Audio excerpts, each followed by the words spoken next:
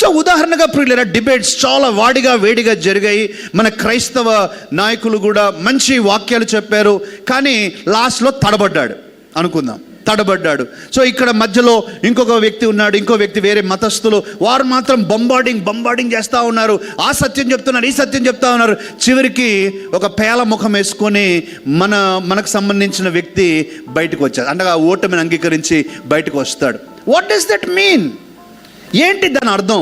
అంటే ఇప్పుడు తను ఓడిపోయాడు, లేక తను సరిగ్గా చెప్పలేకపోయాడు, తను నిజమైన దేవుడు యేసుక్రీస్తుని రుజువు చేయకపోతే ఇక యేసుక్రీస్తు నిజమైన దేవుడు కాకుండా పోతాడా?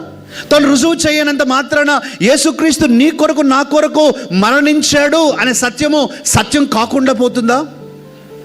అతను చెప్పలేకపోయాడు కాబట్టి యేసుక్రీస్తు రాజులకు రాజు, ఆయన మరలా తిరిగి రాబోతున్నాడు అనే సత్యము అబద్ధమవుతుందా? No, nothing happens. The status doesn't change. ఆ స్టేటస్ మారదు ప్రియులారా.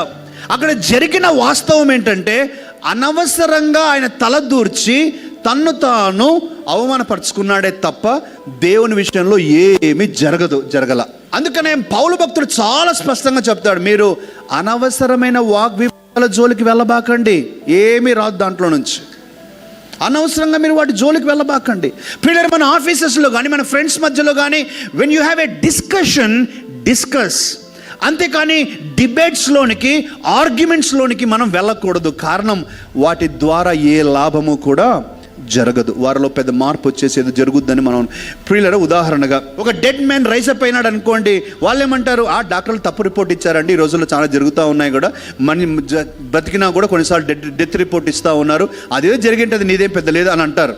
లేదురా బాబు. అందుకనే ప్రియులారా, తండ్రి అయిన అబ్రహాము కూడా అన్నాడు, ఆ యొక్క ధనవంతుడు, అయ్యా లాజరు ఇక పేద లాజర్ను పంపించయ్యా, ఇదిగో మా సహోదరులు ఉన్నారు అక్కడ, పేదవాడిని పంపించారంటే అబ్రహాం అంటాడు, ఇతడు వెళ్ళిన వారు నమ్మరు. అక్కడ మోషే ఉన్నారు, వేరే ప్రవక్తలు ఉన్నారు, వారు చెప్పే మాటలు నమ్మకపోతే ఇతను పోయినా కూడా నమ్మరు. అందుకనే ప్రియులారా, we have to understand, is it necessary? అసలు అవసరమా ఇది?